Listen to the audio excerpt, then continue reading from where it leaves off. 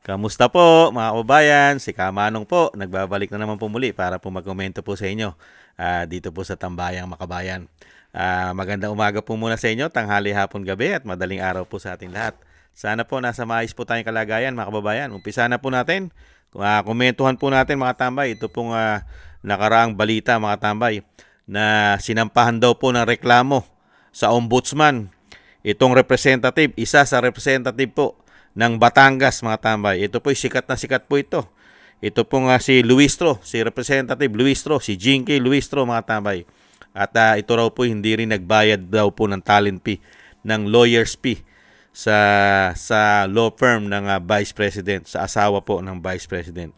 At may issue rin po ito nung nakarang halalan, di ba? Na nagpapamigay ng isang damukal na pera at nagmamano pa yata sa kanya mga tambay, di ba? Nagbe-bless pa mga kababayan. At ngayon naman po, ito naman po, nireklamo po sa kanya, yung tinatawag po na cat's eye, yung mga reflector sa karsada, hindi po ba? Grabe daw po. Grabe daw po ang overprice. Totoo naman po yan mga tambay, grabe po mga overprice yan. Lalong-lalo po mga project po nila yan, kasama po ang DPWH at mga kongresista, mga lingkod bayan kuno. Kumikita po sila dyan umano ng limpak-limpak na salapi mga kababayan. Pakinggan po natin ang balita at komentuhan po natin itong si Jinky Luistro mga tambay. Pakinggan po natin. Nasa mga palamuti na sa kalsada ang anomalya sa mga proyekto ng gobyerno. Inireklamo na sa ombudsman sina Batangas 2nd District Representative Jinky Luistro at mga opisyal ng DPWH Batangas dahil sa umano'y overpriced cat's eye project na binaklas din kalaunan. Narito ang exclusive agenda report ni Joash Malimban. Nagsumite ng isang letter complaint sa ombudsman ang grupong Bantay Trapiko laban kina Batangas 2nd District Engineer Sonia Paglikawan, DPWH Calabarzon Regional Director Jovel Mendoza at Batangas 2nd District Representative Jinky Luistro. Kaugnayan ng umano'y maanomalyang cat's eyes o reflective road studs project sa Batangas City, San Pascual, Bawan Diversion Road. Sa inihaing reklamo, sinabi ng complainant na tila may indikasyon ng overpricing, irregular fund utilization at wasteful implementation ng nasabing proyekto sa lugar. Ayon sa isang 2024 DPWH order, aabot sa 8.9 kilometers ang haba ng buong diversion road. At least 2.6 kilometers nito sakop ng Batangas City. Sa inihaing reklamo, sinabi ng complainant na sa kahabaan ng bypass, Bawan at San Pascual lang ang mayroong road studs. Kitang-kita raw ito sa ilang viral videos ng mga dumadaan sa lugar kung saan nagmimistulang airport runway ang kalsada sa gabi. Dagdag pa ng complainant, matapos umanong i-install ang nasabing road studs, binaklas din ito kalaunan dahil kinakailangan raw palang aspaltuhan ang kalsada. Personal na binisita ng Billionaire News Channel ang nasabing proyekto. Ang aming nadatnan, mga butas sa kalsada sa parte ng San Pascual at Bawan na mistulang bakas ng mga binaklas na cat's eye.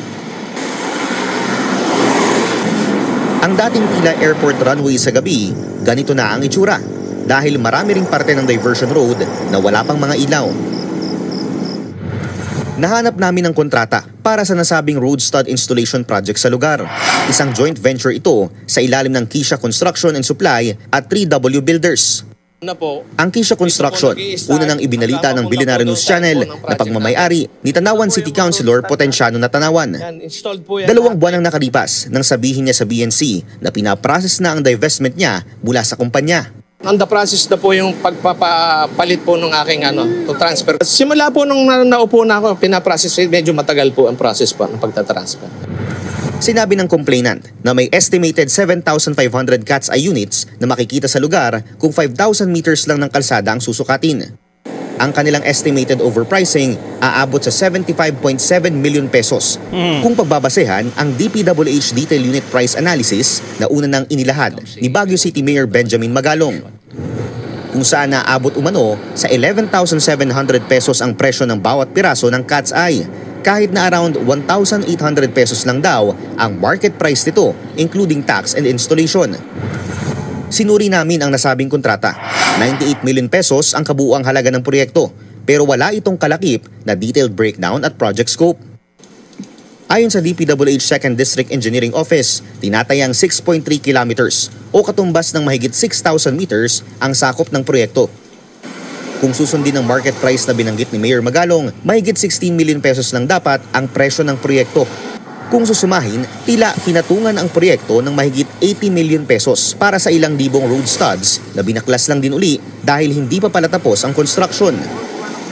Dagdag pa ng complainant, rendered unusable na ang mga cat's eye upon removal.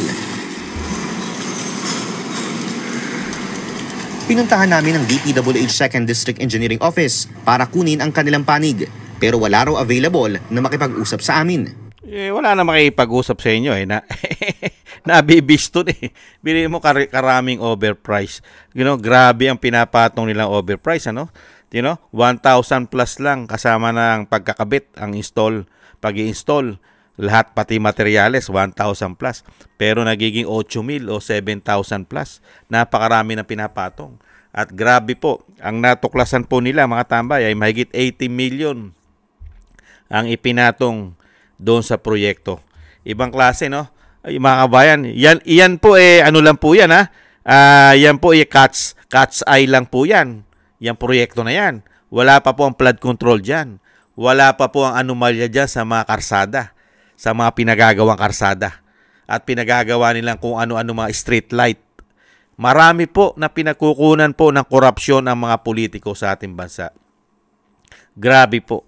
Dapat po talagang ma-demolish na o talagang tuluyan na po mawala ang mga tao na yan o ang institusyon na yan at mapalitan na po at ma-rebuild ang institusyon na yan. Grabe po, ginagawa po nilang gatasan yan.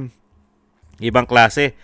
At yan naman po, malulusutan naman po nila yan mga kababayan. Makakalusot po. 100% lusot. Makakalusot po yan yung mga issue na yan na sinasabing kumikita si Congressman Luistro. Madali po nilang pasinungalingan yan. Ano po sasabihin? Maglabas kayo na ebidensya.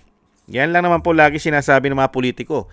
Pagka po nabubunyag na ang mga maanumalyang korupsyon na ginagawa po nilang gatasan ang taong bayan, puro po maglabas ng resibo. Pero magugulat ka na lang po mga tambay, mga kabayan, nagtatago na. Pagka po ipit na, mga walang kasalanan, pero umaalis na po, nagtatago. Ganyan po yan Katulad po nung kasamahan nilang isang congressman, na dating congressman na ako Bicol Party List. Wala raw pong kasalanan at hindi magnanakaw, pero nagtago, umalis ng bansa, pero walang kasalanan. Ganyan po katitindi ang mga demonyong yan, mga kababayan. Hindi po ba? Kaya ito po mga tambay, ito pong mga investigasyon na ginagawa po nila ngayon, basta kaalyado nila mga kababayan, ano po ang nangyayari pagkakaalyado nila ay nagagamit po dyan ang unang-una, bend the law, break the law. Ano pa? Justice erase, justice deny, justice delay. Hindi po ba? Pagka sa kaalyado nila. Diba? Ganyan po nangyayari pagka kaalyado nila. Pero pagka hindi naman nila kaalyado, instant justice. Napakabilis ng hustisya na ipapataw sa'yo. Wala nang litis-litis. Antimano, ipatatapong ka na sa ICC pagka minalas-malas ka. Hindi po ba? Ganyan po katindi ang mga tao na yan. At least mga tambay, nabubunyag na po ang kawalang hiyaan nila. Lahat halos sila ay bunyag na po ang mga kademonyohan nilang ginawa sa atin. Lalong-lalo po sa ating buwis. Nakita nyo po, nananahimik sila ngayon. Tahimik po ang mga walang hiya. Ang mga walang hiya ay nananahimik sa House of Representatives. Ang maiingay na Quadcom at Twadcom at kung anong mga bale-balentong, mga bumabale-balentong na mga congressman, nananahimik lahat sa issue ng korupsyon, mga kababayan. Lalong-lalo po sa flood control. At eto pa, iimbestigahan ba nila yan? Yung mga issue ng cat's eye na yan? Halos lahat ng congressman sa mga distrito nila ay nagkakabit po niyan. Hindi kaya At kakontsaba po ang DPWH, lalong-lalo po ang mga district engineer. At nahandyan pa ang mga contractors na ang may-ari ay sila rin, politiko rin ang mga contractors. Hindi po ba? Kaya nakita niyo po, sindikato po, nung nanungkulan po at pumasok po ang binagoong Pilipinas sa ating bansa, naging sindikato na umano ang nangyari po sa ating bansa.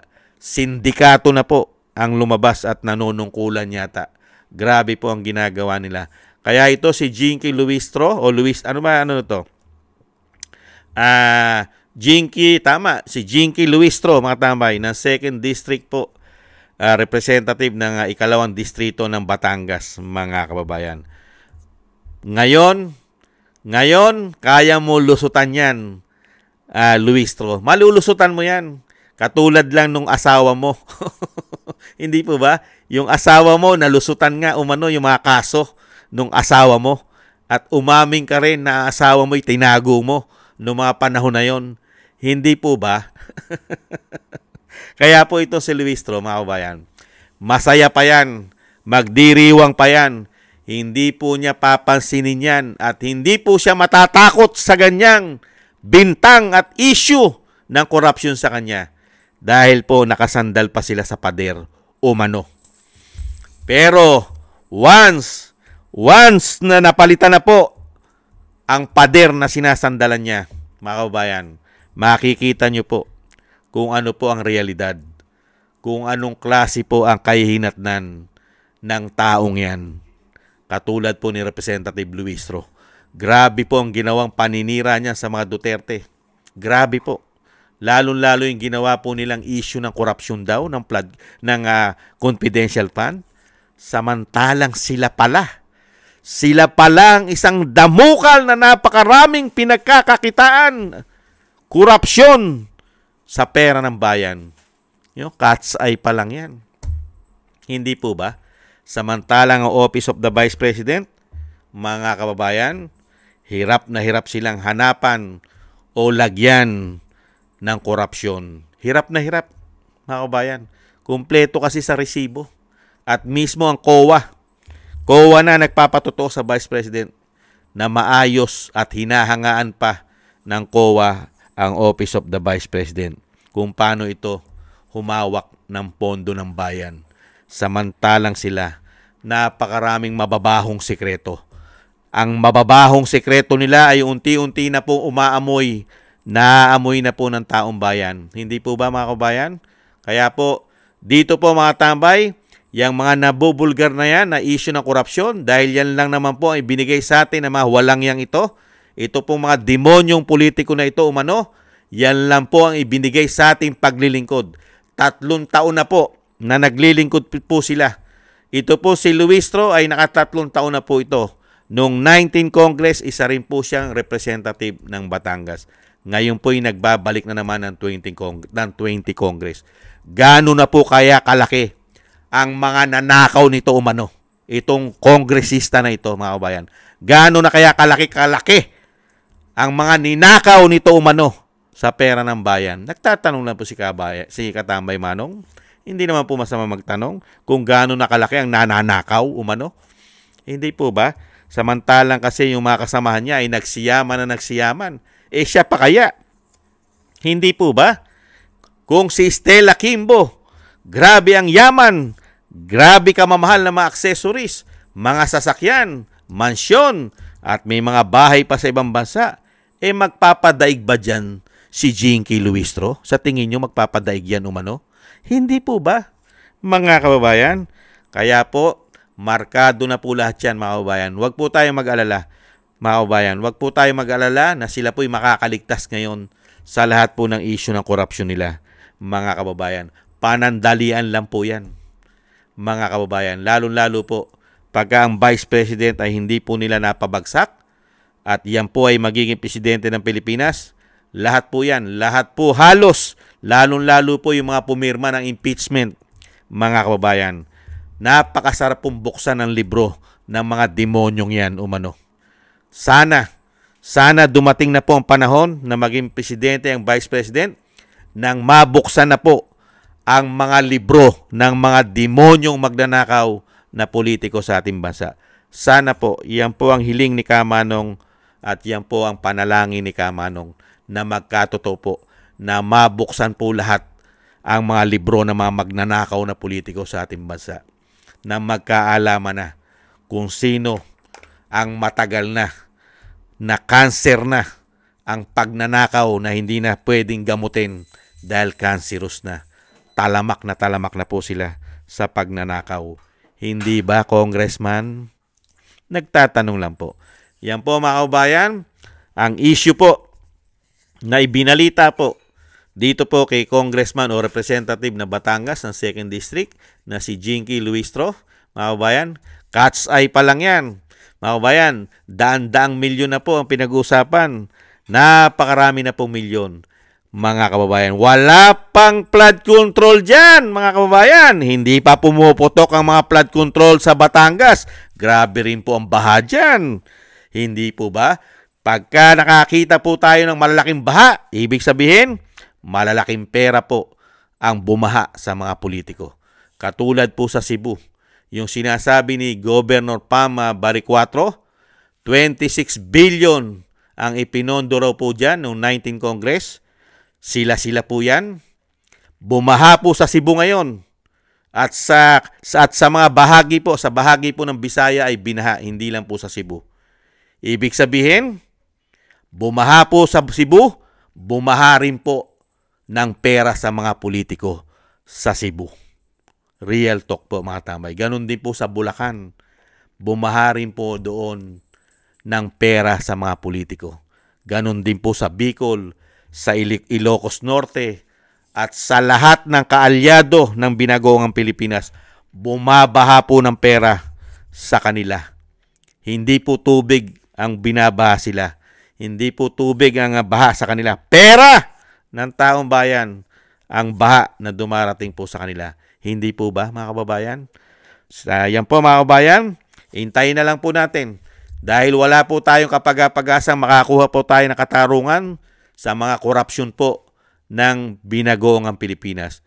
Dahil po, ang ombudsman po natin ngayon ay kaalyado nila umano at isa pong politiko. Marami rin pong flood control sa Cavite. Mga rimulya din po ang mga politiko sa Cavite. At ang ombudsman po ay isang rimulya. Paano tayo makakakuha ng tamang proseso at mapapanagot lahat ang mga politiko? Hindi po ba? Lalong-lalo po ang nakaupo ay sanay na sanay gumamit po ng bend the law, break the law. Di ba? Yung sinasabing justice erase, justice deny, justice delayed.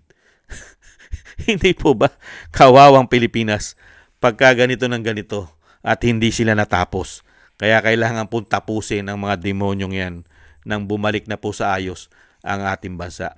Maraming salamat po sa gusto po ng ating tambayang makabayan sa YouTube at TikTok. At ganun din po mga kabayan sa mga subscribers po natin, sa mga nagbibigay po ng tulong, sa mga nagko-comment, like, share, and subscribe. Maraming salamat po sa inyo. Mabuhay po kayong lahat. At shoutout po sa inyo lahat.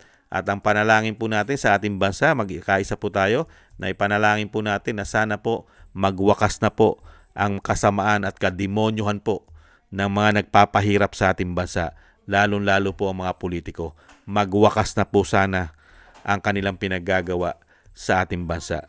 Maraming salamat po sa mga dasal po, mga kababayan. At ganun din po, ipagdasal din po natin na maingatan po ang pamilya Duterte, ang ating Vice President, ang ating dating Pangulo, na maingatan po sila at madugtungan pa po ang buhay at kalakasan ng dating Pangulo. At makabalik na po sa lalong mabilis sa ating bansa. At ganun din po ang panalangin po natin sa ating sarili at sa ating buong sambahanan. Ay manalangin po tayo na tayo po'y maingatan. Maraming salamat po mga tambay. Tis-tis lang po tayo. Mga kabayan, ang tamang hustisya na makakamit po natin pagbabalik po ng Duterte sa Malacanang. 100% po yan. Makakamit po natin ang tunay na katarungan sa mga pinaggagawa po ng mga demonyong politiko sa ating bansa. Paalam po. Ingat. Bye-bye.